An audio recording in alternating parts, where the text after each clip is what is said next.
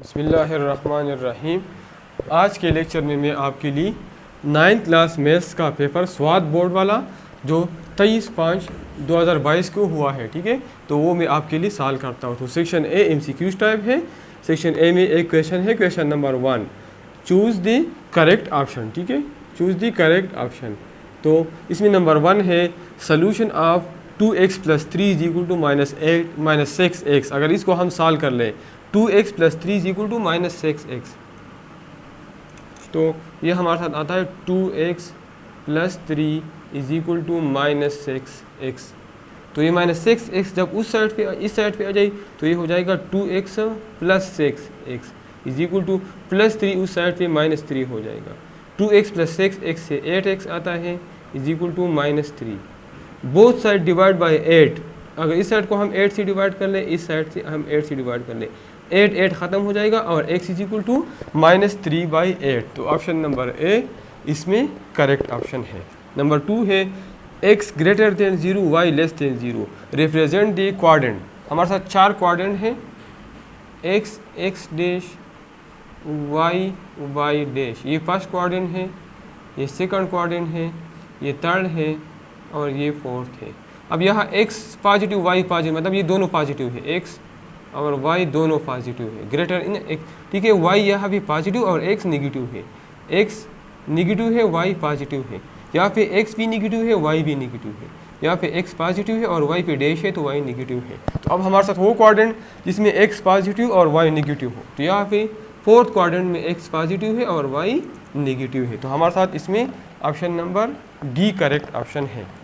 Number 3 है ए triangle having all the 3 side equal, scalene triangle, isosceles triangle, equilateral triangle या none of these.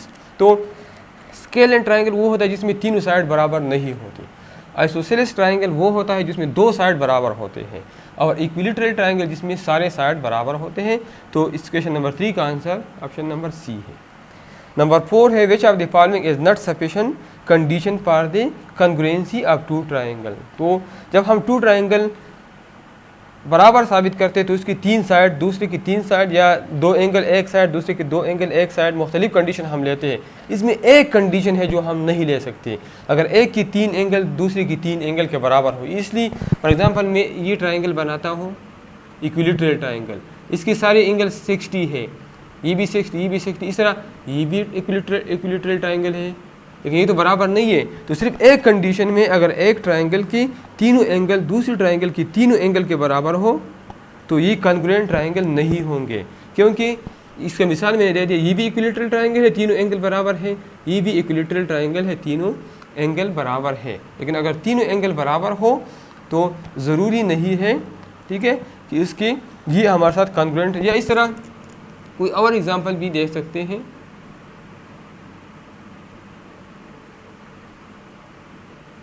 Equilateral नहीं है, ठीक है, इक्विलेटरल तो तीनों साइड बराबर होंगे, ठीक है, वो मैंने गलत किया, ठीक है। Right angle triangle, equilateral triangle वो होता है जिसकी तीनों साइड बराबर, एंगल नहीं, ठीक है। ये है राइट एंगल ट्राइंगल, ये 90 इसके बराबर है, ये एंगल इस एंगल के बराबर है, ये एंगल इस साइड, लेकिन साइड बराबर नहीं है। इक्विलेटरल में तो साइड बराबर होते हैं, ये साइड इसका बराबर नहीं, ये साइड इसका और ये साइड इसका, तीनों एंगल बराबर है, लेकिन ये कॉन्ग्रुएंट ट्राइंगल नहीं है, ठीक है। तो इसमें ऑप्शन नंबर बी करेक्ट है। नंबर 5 है sum of the measure of all the interior angle of square. और एक स्क्वायर है, स्क्वायर वो होता है जिसके सारे साइड और सारे एंगल 90 बराबर, ये एंगल भी 90 होता है, ये एंगल भी 90, ये एंगल भी 90, ये एंगल भी 90। अगर इसको हम सम कर लें तो इससे आता है 360 डिग्री। तो इसमें option number C correct option है। The bisector of angle of a triangle are concurrent, ठीक है। हमारे साथ एक ट्राइंगल है, इसके एंगल को अगर हम बाइसेक्ट कर लें तो ये कंकरेंट होंगे। इसका मतलब ये है हमारे साथ ये ट्राइंगल है, एनी ट्राइंगल आप ड्रा करें, ठीक है, ये एंगल आप बाइसेक्ट कर लें, इस तरह ये एंगल आप बाइसेक्ट कर लें, इस तरह ये एंगल आप बाइसेक्ट कर लें, तो ये तीनों कंकरेंट होंगे, एक पॉइंट से पास होंगे, ठीक है। तो इसमें option number C correct option है। The sum of the length of any 2 side of a triangle is greater than the length of the third side. ये हमारे साथ एक थ्योरम दी है, आप कोई भी ट्राइंगल ले ले, इसमें 2 साइड का सम तीसरी साइड से ज़्यादा होगा, मतलब कि a b plus b c ये सी ए सी से ज़्यादा होगा, इस तरह ए बी प्लस ए सी ये बी सी से ज़्यादा होगा, ठीक है। तो कोई भी दो साइड आप सम कर ले तो तीसरी साइड से ज़्यादा होगा, और ये थ्योरम भी है, बुक में इसका प्रूफ मौजूद है। और नंबर 8 है area of a triangle with base 4 centimetre and altitude 6 centimetre as uh, ठीक है। बेस अगर 4 सेंटीमीटर हो और एल्टीट्यूड 6 सेंटीमीटर हो तो इस एरिया ऑफ ट्राइंगल का फार्मूला है 1/2 b multiply base multiply by height. तो बेस हमारे साथ 4 है, हाइट हमारे साथ 6 है, ठीक है, और ये स्क्वायर सेंटीमीटर होगा, ठीक है, स्क्वायर सेंटीमीटर। तो 4 मल्टीप्लाई बाई 6 डिवाइड बाई 2, 2 1 ज़ार 2, 2 2 ज़ार 4, 2 6 ज़ार 12, तो 12 स्क्वायर सेंटीमीटर। तो इसमें option number C correct option है। नंबर 9 है a square matrix M is said to be symmetric if, तो हमारे साथ मैट्रिक्स कब साइमेट्रिक होगा, तो इसका अगर एम ट्रांसपोज हम ले लें और वो एम के बराबर हो, एम एक मैट्रिक्स है, अगर उसका हम ट्रांसपोज ले लें, ट्रांसपोज मतलब कि रो को कॉलम में चेंज कर ले और कॉलम को रो में चेंज कर ले, तो वो एम के बराबर तो वो साइमेट्रिक होगा। अगर माइनस एम के बराबर हो तो वो स्क्यू साइमेट्रिक होगा, ठीक है। तो इसी में हमारे साथ ये ऑप्शन नंबर सी करेक्ट है, M transpose is equal to M. अंडर√3 एज अ रेशनल नंबर है या इरेशनल है, ठीक है, या इंटीजर या नेचुरल नंबर है। तो अंडर√3 हमारे साथ इरेशनल नंबर है। रेशनल वो होता है जिसको हम p/q फॉर्म में लिख सकते हैं, where q not is equal to 0 और pq बिलोंग टू इंटीजर्स, ठीक है। तो इसी कंडीशन में ये हमारे साथ रेशनल होगा, और p/q और इरेशनल तब होगा कि p/q फॉर्म में लिख सकते हैं और pq में एक या दोनों does not belong to integer, ठीक है। तो अब इसमें देख ले, इसको मैंने p/q फॉर्म में लिख लिया 3/1, एक कंडीशन तो पूरा हो गया, लेकिन दूसरा है कि p और q बिलोंग टू z, लेकिन इसमें अंडर√3 ये इंटीजर नहीं है। इंटीजर में हमारे साथ आते हैं 0 +-1 +-2 +-3, ठीक है, एंड सो ऑन। लेकिन ये अंडर√3 does not belong to integer, ये इंटीजर नहीं है। तो इसका मतलब ये है कि ये रेशनल नहीं है बल्कि ये इरेशनल नंबर है। तो ये आप ये डिफिनेशन याद रख लें कि p/q फॉर्म में लिख सकते हैं और pq does not belong to z। इसी तरह अंडर√3/1 ये इसी कंडीशन में नहीं आता, ठीक है, क्योंकि अंडर√3 does not belong to z, इसलिए हमारे साथ ये इरेशनल है। और अगर इसका अंडर रूट हम मालूम कर लें तो इसका अंडर रूट नॉन रिपीटिंग और नॉन रिपीटिंग टर्मिनेटिंग आता है। एक हमारे साथ रिपीटिंग होता है, रिपीटिंग अगर हम अंडर रूट मालूम कर ले, रिपीटिंग मतलब 1.3333 या 1.343434, तो ये हमारे साथ होता है रेशनल नंबर। या टर्मिनेटिंग हो मतलब 1.34 यहाँ पे ख़त्म हो गया तो वो भी टर्मिनेटिंग इसको हम कहते हैं, तो हमारे साथ भी रेशनल होता है। लेकिन अगर नॉन रिपीटिंग हो, इस तरह रिपीटिशन ना हो और टर्मिनेट भी नहीं होता, इसको हम कहते हैं इरेशनल। तो अगर 3 का अंडर रूट हम मालूम कर ले तो ये नॉन रिपीटिंग और नॉन टर्मिनेटिंग होगा, तो इसलिए हमारे साथ ये इरेशनल नंबर है। अब 42.5 मल्टीप्लाई बाई 10⁻², इसको स्टैंडर्ड फॉर्म में लिख ले, 42.5 मल्टीप्लाई बाई 10⁻²।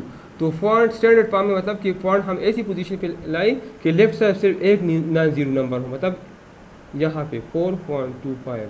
जब हम इसको लेफ़्ट साइड पे लाए पॉइंट को तो फिर यहाँ पे 10⁻1 इसके साथ इंक्रीज़ होगा। तो 10⁻2 और 10⁻1 को अगर हम मल्टीप्लाई कर लें तो पावर में मल्टीप्लिकेशन में पावर ऐड होते, तो 2 + 1 से आता है 3, तो 10⁻3। तो ये आंसर होगा 4.25 मल्टीप्लाई बाई 10⁻3।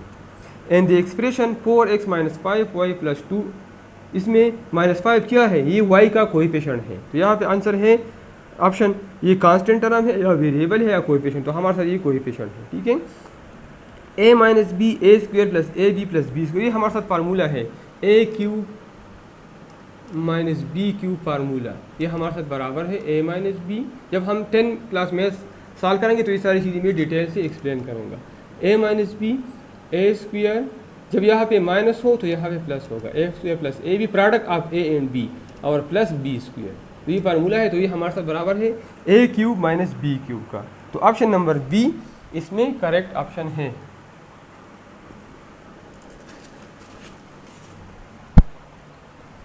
नंबर 14 है x² minus x y minus 3x² minus x y minus 3xy plus 3y², ये बराबर है। तो इस इन दोनों में x कामन है तो x माइनस वाई रह जाएगा। इन दोनों में माइनस 3y कामन है तो यहाँ पे x रह जाएगा। यहाँ पे माइनस कामन निकला है तो यहाँ पे माइनस लगाएंगे, ठीक है, क्योंकि माइनस और माइनस ही दोबारा प्लस आता है। और 3y कामन निकला है तो 3,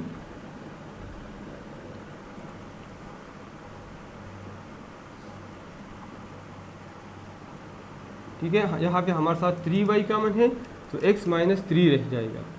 x माइनस 3 और y निकल रहा है तो y रह जाएगा, ठीक है, 3y कामन निकला है तो x माइनस वाई। तो x माइनस वाई इन दोनों टर्म में कामन है तो x minus y into x minus 3y। तो इसमें ऑप्शन नंबर ए करेक्ट है, लेकिन इसमें गलती है, यहाँ y होना चाहिए, इसमें y। तो ऑप्शन नंबर ए करेक्ट है लेकिन इसमें मिसिंग है y का। अब आखिरी क्वेश्चन 15 है, क्वेश्चन नंबर 1 का। HCF of x² minus y² into x² minus xy, x² minus y² और x² माइनस xy। इसमें हाईएस्ट कॉमन फैक्टर, इसको फैक्टराइज कर लें, x minus y into x plus y और x माइनस वाई और x into x minus y. तो इसमें common हमारे साथ ये हाईएस्ट कॉमन फैक्टर में हम कॉमन लें, ठीक है, लेते हैं तो x minus y, option number B इसमें करेक्ट ऑप्शन है। तो सेक्शन ए कंप्लीट हो गया।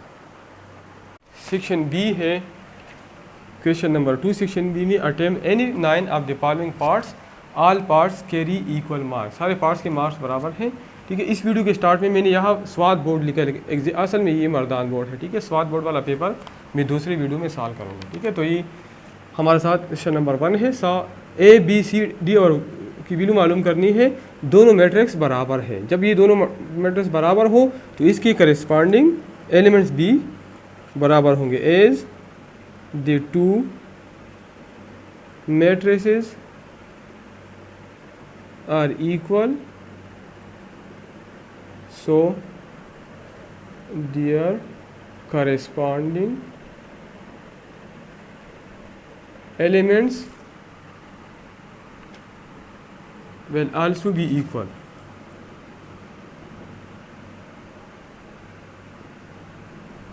ठीक है, तो a plus b is equal to 1, a11 a11 के बराबर होगा, a12 के बराबर होगा, b plus 2c is equal to 0, a21 के बराबर होगा तो c इज इक्वल टू 2 और a minus d is equal to 1। इस equation first, second, third and fourth. From equation first c की वैल्यू आसानी से मालूम, c is equal to 2।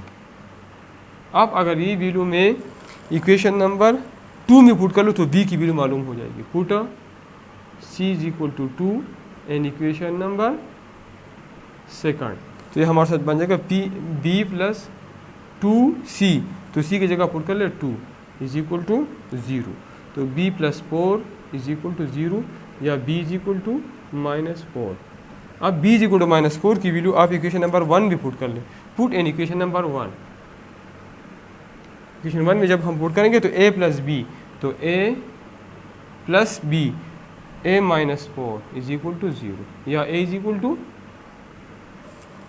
To 1, तो a इज इक्वल टू 1 और -4 उस साइड पे +4 हो जाएगा, तो a इज इक्वल टू 5 आ जाएगा। अब a की वैल्यू अगर इक्वेशन 4 में पुट कर ले, पुट इन इक्वेशन नंबर 4, यहाँ लिख ले पुट इन इक्वेशन नंबर 4, तो a minus 5 is equal to 1, तो a इज इक्वल टू 1 और -5 उस साइड पे +5 हो जाएगा, तो a इज इक्वल टू 6, तो a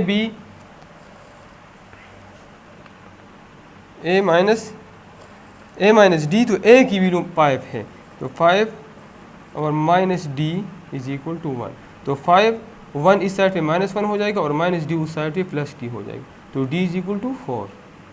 तो a b c और d की वैल्यू मालूम हो गई और पार्ट नंबर फर्स्ट सॉल्व हो गया।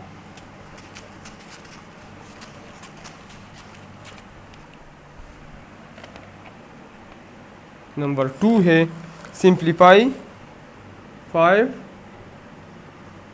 x5 fifth root multiply by x power fourth root, ठीक है। इसको सिंप्लीफाई कर ले तो हमारे साथ ये x5 और ये फिफ्थ रूट है मतलब 1/5 हो जाएगा, और ये x4 और फोर्थ रूट मतलब 1/4 हो जाएगा। तो 5 के साथ कैंसिल हो जाएगा, 4 के साथ, which is equal to x multiply by x which is equal to x square. तो पार्ट नंबर 2 हमारे साथ सॉल्व हो गया। पार्ट नंबर 3 है सॉल्व द इक्वेशन पर log x मालूम कर ले, log of 5x + 1 base 3 is equal to 2। तो ये बेस है तो और ये पावर है, जब हम इसको कन्वर्ट करते तो 3 पावर 2 हमारे साथ आ जाएगा 5x + 1, या 5x + 1 इज इक्वल टू 3 3 जार 9, या 5x इज इक्वल टू +1 उस साइड पे -1 हो जाएगा। तो 5x is equal to 8, both side divide by 5, तो x हमारे साथ आ जाएगा 8 डिवाइड बाई 5। तो x की वैल्यू मालूम हो गई। नंबर 4 है evaluate m + l - k, m + l - k divide by k square + l square -m। और k की वैल्यू -2 है, l की वैल्यू 3 है और m की वैल्यू 4 है। तो पुटिंग वैल्यूज़, तो k m की जगह 4 पुट कर ले, l की जगह 3 पुट कर ले, माइनस और k की जगह पुट कर ले -2 डिवाइड बाई k की वैल्यू है -2 स्क्वायर, l की वैल्यू है 3 और ऊपर स्क्वायर है और -m है, ठीक है, -m है और m की वैल्यू 4 है। तो विच इज़ इक्वल टू 4 + 3 से 7 आता है, माइनस माइनस जब मल्टीप्लाई हो जाए तो प्लस आता है और 2, -2 स्क्वायर से 4 आता है, 3 स्क्वायर से 9 - 4 विच इज़ इक्वल टू 9, 4 + 9 से 13 आता है, 4 - 4 ख़त्म हो जाएगा तो 9 रह जाएगा, तो 9/9 से 1 आता है। तो पार्ट नंबर 4 सॉल्व हो गया।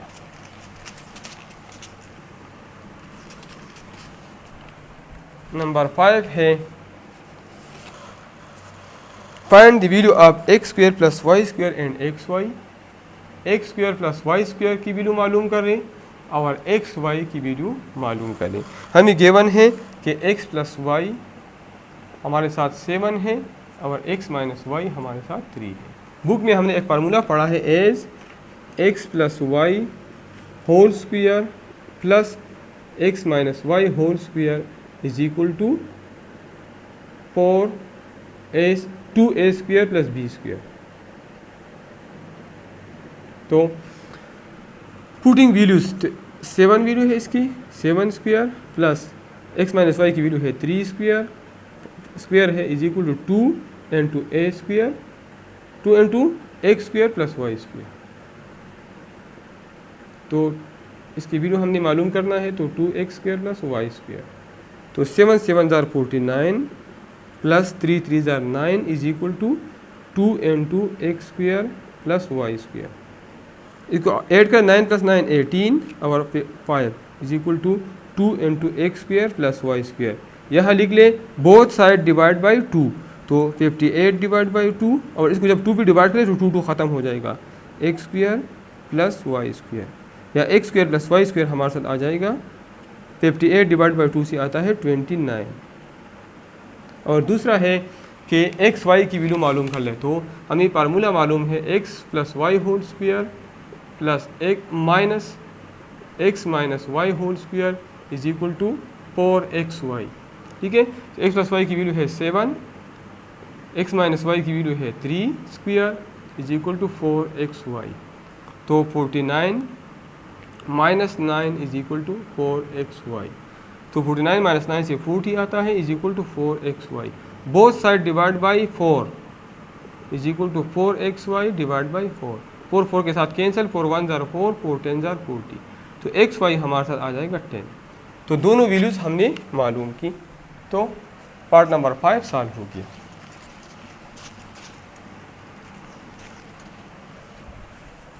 नंबर 6 है factorise 25a² b² minus 20abc plus 4c² minus 16d²। तो पहले इससे मैं फार्मूला बनाता हूँ, ये पेपर पेशावर बोर्ड में भी आया था, ठीक है। ये प्रॉब्लम यहाँ पे प्लस है, प्लस 4² है, तो 25a² b² में लिख सकता हूँ 5ab होल स्क्वायर, और 4c² में लिख सकता हूँ 2c whole square minus 2ab। 2a हमारे साथ है 5ab और b हमारे साथ है 2c, और ये माइनस 16d² अपने जगह पे, ठीक है। अब यहाँ हमारे साथ फार्मूला है a minus b whole square is equal to a² minus 2ab plus b²। तो ये मैंने इस फॉर्म में लिख लिया, a² हमारे साथ यहाँ 5ab है, प्लस b² b हमारे साथ 2c है, माइनस 2ab, तो a 5ab है और 2c। तो इससे मैं ये लिख सकता हूँ, इस तरह इसको भी इसी फॉर्म में लिख सकता हूँ, a की जगह 5ab और b की जगह 2c होल स्क्वायर, और ये 16d² लिख सकता हूँ 4d होल स्क्वायर। अब हमारे साथ ये फार्मूला है डिफरेंस वाला फार्मूला, a² माइनस b² में लिख सकता हूँ a minus b into a plus b. तो इस तरह ये मैं लिख सकता हूँ, a हमारे साथ ये है, ये हमारे साथ a है और ये हमारे साथ b, a माइनस b, तो 5ab माइनस 2c ये a है, माइनस b हमारे साथ है 4d, और a प्लस b, तो 5ab माइनस 2c हमारे साथ a है और प्लस b। तो फैक्टराइज हो गया और पार्ट नंबर 6 सॉल्व हो गया। नंबर 7 है फाइंड k की वैल्यू मालूम कर ले when x³ plus 9x²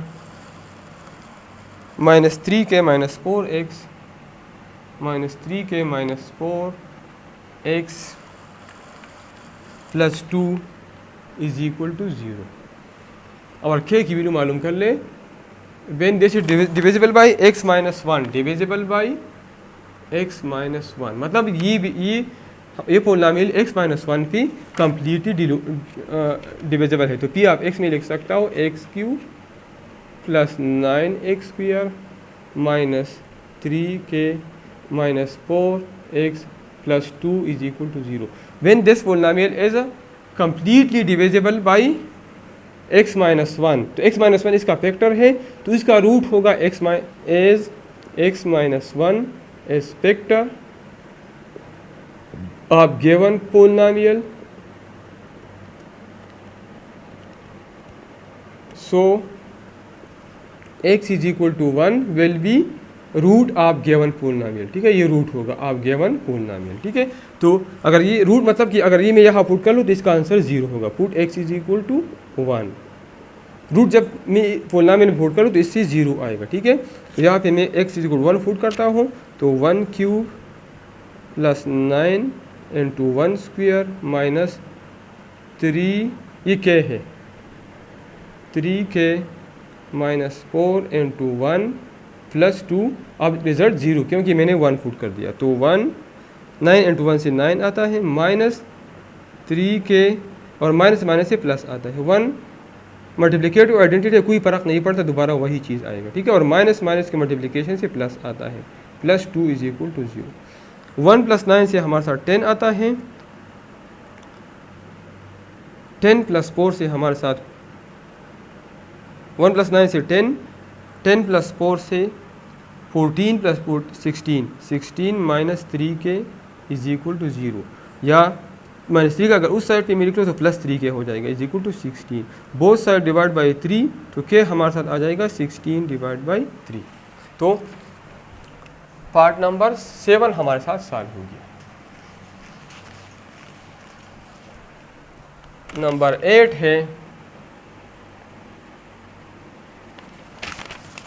a product of two polynomial is product of two polynomials हमें गिवन है x4 plus 5x³ plus minus 6x² minus 2x minus 28। एक शेप है एक्स माइनस टू। और required है कि एलसीएम मालूम करें। तो हमारे साथ एक फार्मूला है, product of two polynomials is equal to HCF multiply by LCM। तो इससे मैं लिख सकता हूँ LCM is equal to product of two polynomial divide by HCF। तो प्रोडक्ट ऑफ टू पॉलिनोमियल हमारे साथ है x4 plus 5x³ minus 6x² minus 2x minus 28 और डिवाइड बाई HCF। तो HCF हमारे साथ है x माइनस 2। तो यहाँ पे डिवाइड कर लें, x4 plus 5x³ minus 6x² minus 2x minus 28 divide by x minus 2। तो x से x4 तब आएगा जब हम इसको x³ से मल्टीप्लाई कर ले। तो x³ मल्टीप्लाई बाई x से आता है x4 माइनस 2x³। अब ये हम इसे सब्ट्रैक्ट करेंगे तो साइन चेंज हो जाएगा, ख़त्म। और 5 प्लस 2 से आता है 7x³ minus 6x² minus 2x minus 28। अब 7x³ लाने के लिए इसको x को मल्टीप्लाई कर ले 7x² से। तो 7x² मल्टीप्लाई बाई x से आता है 7x³ माइनस 2 मल्टीप्लाई बाई 7 से आते हैं माइनस 14 और x² आएगा। अब सब्ट्रैक्ट करेंगे तो साइन चेंज करेंगे, ख़त्म हो जाएगा। और 14 माइनस 6 से आता है 8x² माइनस 2x माइनस 28, ये नीचे आ जाए। ठीक है, अब x को 8x से मल्टीप्लाई कर ले ताकि 8x² आ जाए और minus 16x, 2 8 jar 16। Sign change कर लें, ख़त्म हो जाएगा।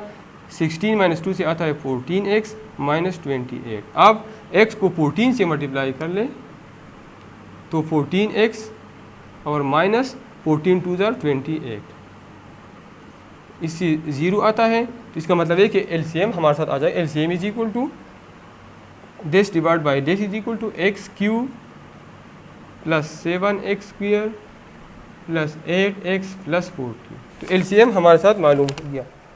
इसी के साथ question number part number 8 solve हो गया।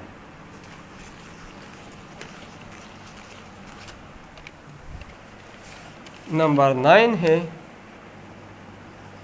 Part number 9। Simplify 3 divide by y minus 2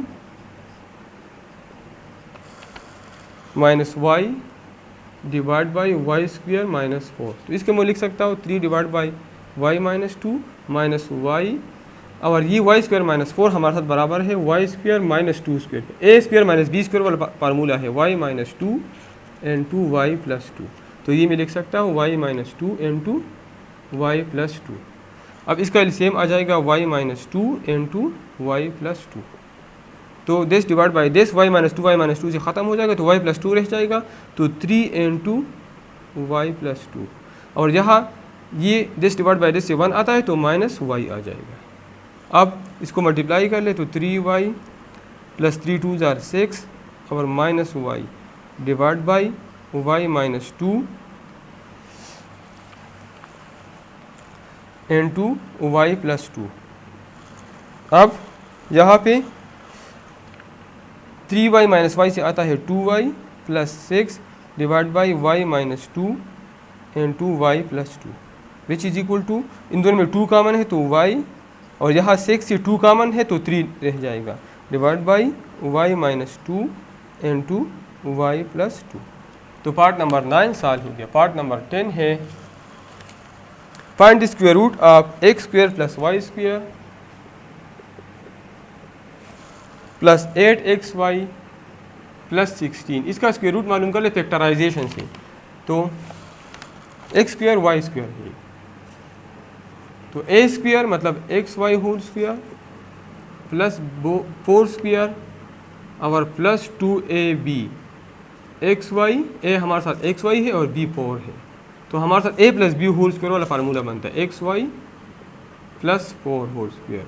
तो इसको स्क्वायर रूट रिक्वायर्ड है, तो square root of xy plus y square whole square is equal to square root of this is equal to square root x y plus 4 whole square. तो ये square square root ख़त्म, which is equal to x y plus 4। तो square root मालूम हो गया factorise से, और part number 10 solve हो गया।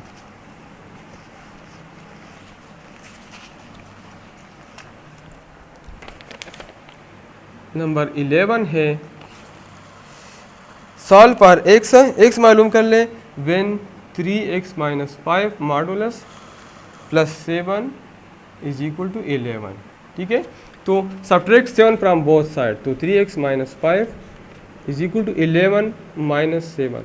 तो 3x माइनस 5 हमारे साथ आ जाएगा, 11 माइनस 7 से आता है 4। ठीक है, अब हमें पता है मॉडुलस की वैल्यू प्लस माइनस 4 है, तो 3x माइनस 5 से जब हम मॉडुलस ख़त्म करेंगे तो यहाँ पे हम लिखेंगे प्लस माइनस 4, मतलब कि हमारे साथ दो इक्वेशन बन गई, 3x minus 5 is equal to 4 और 3x minus 5 is equal to minus 4।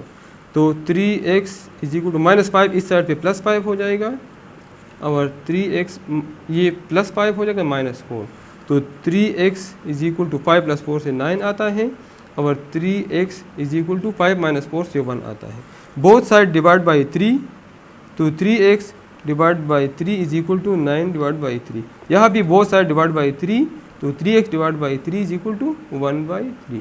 3 3 के साथ ख़त्म, 3 1 जार 3, 3 3 जार 9। तो x की एक वैल्यू हमारे साथ आ जाएगी 3, और 3 3 ख़त्म, तो x की दूसरी वैल्यू आ जाएगी 1/3, 1 डिवाइड बाई 3। तो x की वैल्यू मालूम हो गई। आखिरी पार्ट इस सेक्शन का पार्ट नंबर 12 है, ए बी मालूम करें, और हमें ए पॉइंट गिवन है -3 7, और बी पॉइंट गिवन है 5 0। तो ए बी डिस्टेंस फार्मूला हमारे साथ है x2 minus x1 whole square plus y2 minus y1 whole square, और अंडर रूट ले लें। ये हमारा x1 है, ये y1 है, ये x2 है, ये y2। आपकी मर्जी, अगर इसको x1 y1 तो इसको x2 y2 कहेंगे। ठीक है, तो ये हमारे साथ ए बी डिस्टेंस फार्मूले से हमारे साथ आ जाएगा x2 माइनस x1, तो 5 माइनस x1, तो x1 हमारे साथ -3 है whole square, plus y2 minus y1 0 minus 7 whole square. तो ये हमारे साथ आ जाएगा, माइनस से प्लस आता है, तो 5 प्लस 3 8 स्क्वायर, और प्लस 7 7 जार 49, और माइनस का स्क्वायर हमारे साथ प्लस आता है, which is equal to 64 plus 49 under the root. तो हमारे साथ ए बी डिस्टेंस फार्मूले से आ जाएगा -3 7 का 5 0। ठीक है, तो ये इन दोनों को ऐड कर ले, 4 9 13, 6 4 10 11, तो अंडर द रूट 1 1 3। तो ए बी मालूम हो गया, और इसी के साथ सेक्शन बी सॉल्व हो गया। सेक्शन सी है attempt any 3 questions, total 4 question है, 3 अटेम्प्ट करना है, all question carry equal marks. तो क्वेश्चन नंबर 3 इसमें है सेक्शन सी का पहला question, if 2 angles of a triangle are congruent then prove that the sides opposite to those angle are congruent. मतलब हमारे साथ एक ट्राइंगल है, सबसे पहले आपका काम ये होगा कि आप इस स्टेटमेंट से डायग्राम बना ले। तो हमें पता है ट्राइंगल है, तो हमने एनी ट्राइंगल बना ले, इसको नाम दे दे ए बी सी। ठीक है, तो if 2 angle of a triangle are congruent, 2 angle मतलब कि एंगल बी और एंगल सी अगर बराबर हो, ठीक है, then prove that the side opposite, मतलब बी का अपोजिट साइड ए सी और सी का अपोजिट साइड ए बी, ये साबित करना है कि ये दोनों बराबर है। तो सबसे पहले लिख ले given in triangle A B C, in triangle A B C, हमारे साथ एक ट्राइंगल ए बी सी है जिसमें angle B is congruent to angle C. अब टू प्रूव क्या साबित करना है कि एंगल बी का opposite side A C is congruent to C का अपोजिट साइड ए बी। ये साबित करना है कि कॉन्ग्रुएंट एंगल के अपोजिट साइड बी कॉन्ग्रुएंट होते हैं। कंस्ट्रक्शन क्या है? कंस्ट्रक्शन है draw bisector of angle A, ठीक है, एंगल ए को बाइसेक्ट कर ले, ड्रा कर ले, which meet B C at D, 8 point D. Angle A को बाइसेक्ट किया मतलब कि बिल्कुल टू इक्वल एंगल में डिवाइड किया, बाइसेक्ट का मतलब भी यही होता है। और लाइन ड्रा किया जो डी को, जो बी सी को डी पे मीट करता है, ठीक है। अब प्रूफ है, तो प्रूफ में स्टेटमेंट आवर रीजन, तो स्टेटमेंट ट्राइंगल, दो ट्राइंगल बन गए A B D, triangle A B D corresponding to triangle A C D.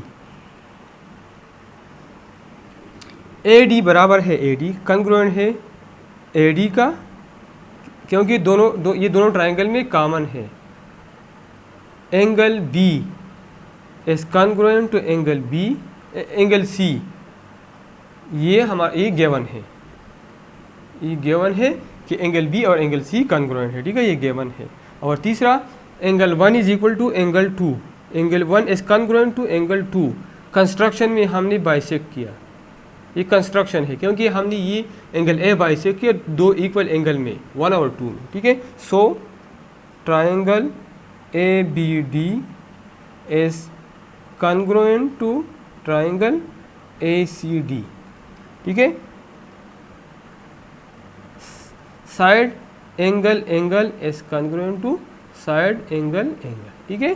सो हमने साबित करना कि A C is equal to A B, so A C is congruent to A B,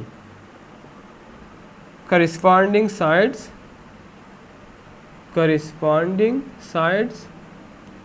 of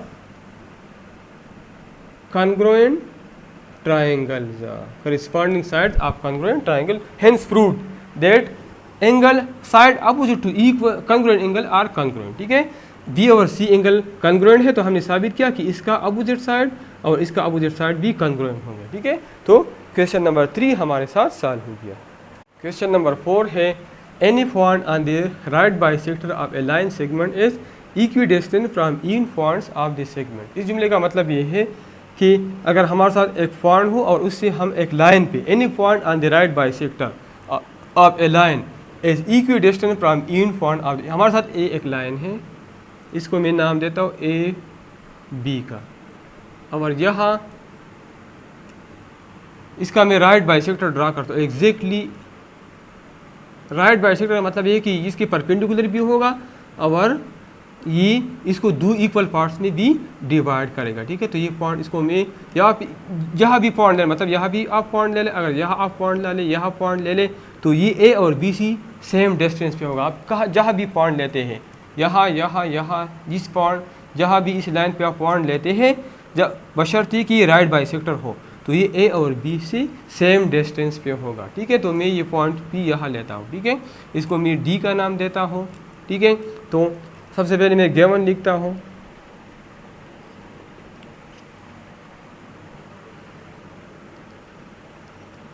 P D is right bisector of line A B. एक line A B है जिसपे P D right bisector मतलब ये है, का मतलब ये है कि angle A D P, angle A D P congruent to angle B D P equal to 90 degree, ठीक है। मतलब ये दोनों एंगल बराबर भी है और 90 डिग्री पे, और and A D is congruent to D B, ठीक है। इसका मतलब ये है हमारे साथ ये दो चीज़ें गिवन है। टू प्रूव, यहाँ मैंने पॉइंट पी ले लिया, तो ये साबित करना है कि A P is congruent to B P, A P is congruent to B P, ठीक है, ये साबित करना है।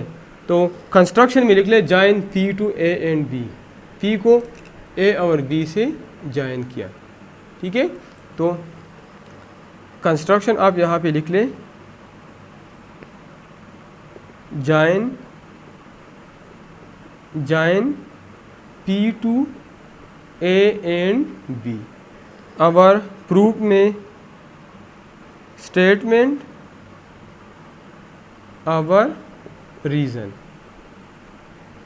तो स्टेटमेंट में triangle APD, triangle APD congruent to triangle BPD. तो हमें पता है कि AD is congruent to DB, ये हमें गिवन है, ये हमें गिवन है, ठीक है. AD is congruent to DB, ठीक है, क्योंकि राइट बाइसेक्टर, बाइसेक्ट मतलब कि बिल्कुल इक्वल पार्ट्स में डिवाइड करता है. इस तरह angle ADP is congruent to angle BDP, और दोनों 90 एंगल के भी बराबर, क्योंकि ये हमें गिवन है. इसी तरह PD is congruent to PD, ये इसमें कॉमन है. So triangle APD is congruent to triangle BPD, ठीक है. SAS दो साइड और एक एंगल कॉन्ग्रुएंट है, ठीक है. सो साबित हुआ कि AP is congruent to BP, ठीक है. और रीजन लिख ले, corresponding sides of congruent triangle, ठीक है. So if we take any points, hence proved, साबित हो गया कि हमने यहाँ एक पॉइंट पे ले. If we take any point on PD, यहाँ पे कोई भी पॉइंट हम ले लें तो वो A और BC इक्वी डिस्टेंस पे होगा, ठीक है. तो क्वेश्चन नंबर 4 सॉल्व हो गया. क्वेश्चन नंबर 5 है इसी पार्ट सेक्शन C में. क्वेश्चन नंबर 5 है, from a point outside a line, from a point outside a line,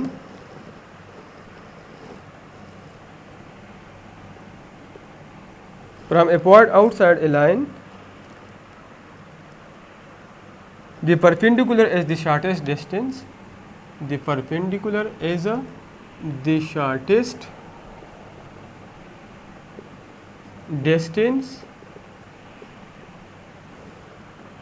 from the point of the line, from the point of the line. तो ये भी हमारे साथ theorem है, और ये थ्योरम मैंने पेशावर बोर्ड वाले पेपर में सॉल्व किया है, और वो वीडियो मैंने इसके साथ लिंक की है, अटैच की है. सेक्शन C में क्वेश्चन नंबर 4 है, prove that from A point outside A line the perpendicular is the shortest distance from the point two the line, ठीक है. तो सबसे पहले आप लोग स्टेटमेंट से डायग्राम लिख ले. तो यहाँ पे ये भी थ्योरम है, prove that from A point outside A line. Outside A line का मतलब कि हमने एक लाइन ड्रा करना है. इसको मैं नाम देता हूँ X, इसको मैं ना XY, मतलब इस लाइन का नाम है XY. अब prove that from A point outside A line, मतलब कि इस लाइन से मैं आउटसाइड बाहर किसी भी पोजीशन पे एक पॉइंट लेता हूँ, इसको मैं K का नाम देता हूँ. The perpendicular is the shortest distance, मतलब कि एक लाइन है, उससे बाहर मैंने एक पॉइंट ले लिया. अगर इस पॉइंट से मैं इस लाइन पे परपेंडिकुलर ड्रा कर लो, ठीक है, तो ये शॉर्टेस्ट डिस्टेंस, मतलब कि इस पॉइंट से किसी भी जगह में लाइन ड्रा कर लूँ तो ये सबसे कम होगा, शॉर्टेस्ट डिस्टेंस ये होगा, ठीक है. तो हमने ये साबित करना है कि K से XY लाइन पे अगर हम परपेंडिकुलर ड्रा कर ले तो इससे कम डिस्टेंस पॉसिबल नहीं, ये सबसे कम डिस्टेंस होगा. तो स्टार्ट हम लेते हैं गिवन से. गिवन में हमें पता है, इसको मैं L का नाम देता हूँ, ठीक है. तो KL इज लिख ले XY is given line and KL is perpendicular to XY. हमें इतना पता है कि एक्स वाई एक लाइन है और K L X Y line को परपेंडिकुलर है, and K is any point outside the line. To prove, साबित क्या करना है कि K L is the shortest distance, K L is the shortest distance from point K to line X L, ठीक है। अब इसमें हम कंस्ट्रक्शन करते हैं आसानी के लिए, प्रूफ में आसानी के लिए हम इसमें कंस्ट्रक्शन करते हैं। तो कंस्ट्रक्शन में हम इसके अलावा एक और लाइन ड्रा करते हैं और यहाँ से ज्वाइन करते हैं, इसको मैं एम का नाम देता हूँ, ठीक है। तो अब इससे इस शॉर्टेस्ट डिस्टेंस के अलावा मैंने एक कोई और पॉइंट ले लिया। अभी मैंने ये साबित करना है कि ये लाइन इससे कम है। अगर हमने ये साबित कर दिया कि ये लाइन इससे कम है तो हमारा थ्योरम प्रूव हो जाएगा, ठीक है। तो कंस्ट्रक्शन में आप लिख ले, टेक एनी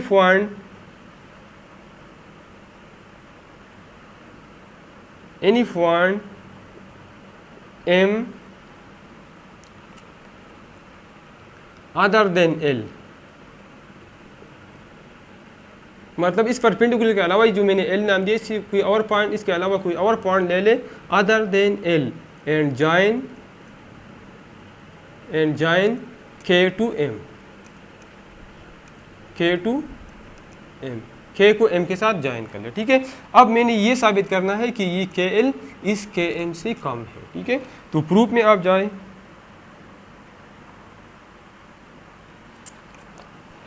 अब यहाँ पे स्टेटमेंट अवर रीजन,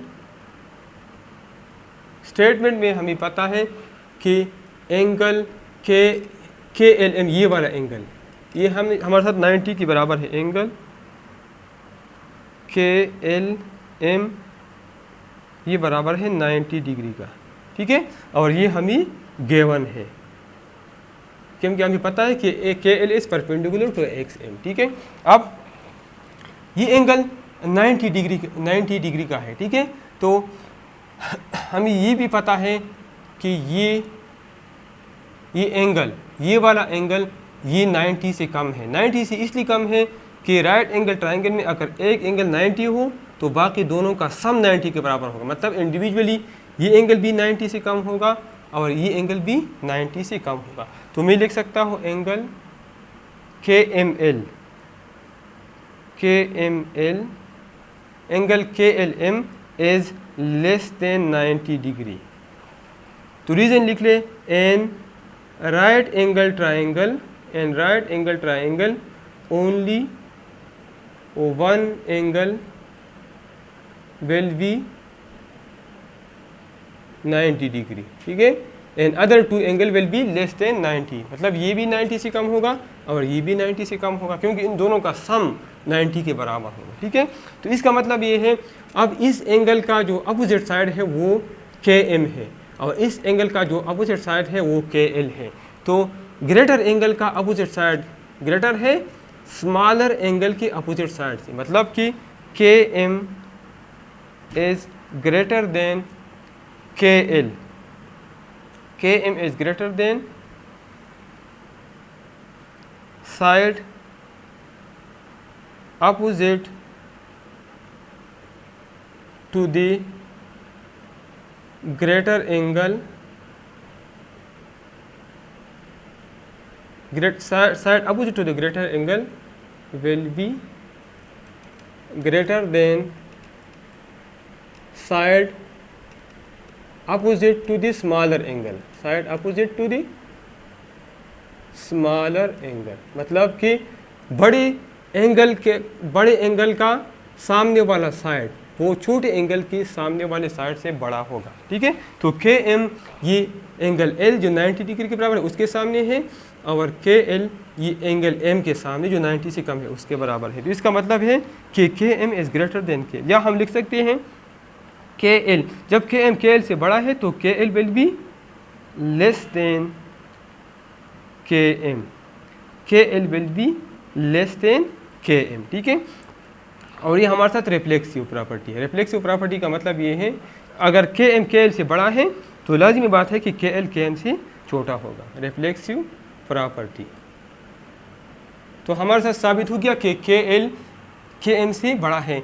अब लिख similarly if we take any point other than L on line X Y then K L will be smaller than all sides, ठीक है। एल के अलावा हम जहाँ भी कोई भी साइड ले ले, कोई भी पॉइंट ले ले एल के अलावा, यहाँ पे इस परपेंडिकुलर के अलावा यहाँ पे भी कोई भी पॉइंट ले ले तो के एल सबसे छोटा होगा, ठीक है। तो हमारे साथ जो थ्योरम का प्रूव है वो हमारे साथ साबित होगा। हेंस आप यहाँ पे लिख ले hence K L is the shortest distance from point K to x Y, from point K to x Y, ठीक है।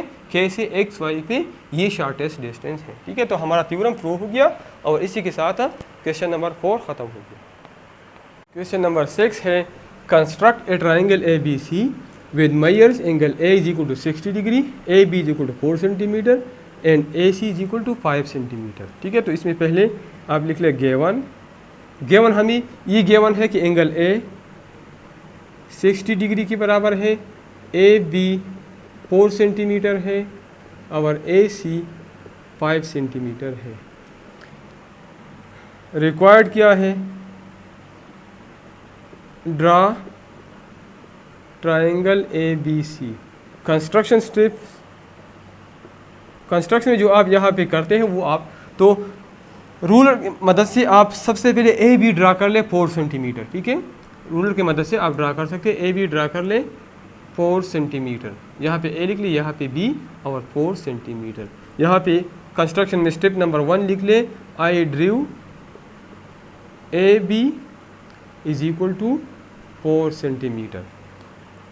फिर A B P angle A draw कर ले 60 डिग्री, तो इसका तरीका कंपास को ओपन कर ले और एक आर्क ड्रा कर ले, ठीक है। इस तरह एक आर्क ड्रा कर ले और जितना ओपन किया उसको चेंज ना कर, फिर यहाँ रख ले और यहाँ एक आर्क ड्रा कर ले, ठीक है। तो फिर यहाँ पे एंगल ड्रा कर ले, जहाँ पे आर्क आ जाए वहाँ उसको ज्वाइन कर ले, तो ये एंगल 60 होगा, ठीक है। तो फिर स्टेप नंबर 2 लिख ले I drew angle A is equal to 60 degree with the help of compass, ठीक है। नंबर 3 फिर कंपास को ओपन कर ले, ए सी हमें पता है 5 सेंटीमीटर है, तो कंपास को 5 सेंटीमीटर पे ओपन कर ले और यहाँ एक आर्क ड्रा कर ले, ठीक है। I open the compass equal to 5 centimetre and cut A C is equal to 5 centimetre, और फिर सी, इसको सी का नाम दे दिया और सी को बी के साथ ज्वाइन किया। I join C to B which is the required triangle A B C. तो ए बी सी बन गया और इसी के साथ पेपर कंप्लीट हो गया। तो हमारा चैनल लाइक करें, सब्सक्राइब करें, अपने दोस्तों के साथ शेयर करें। इंशाल्लाह कुछ दिनों बाद हम 9th क्लास और 10th class maths 10th class का मैथ्स हम स्टार्ट करेंगे इंशाल्लाह।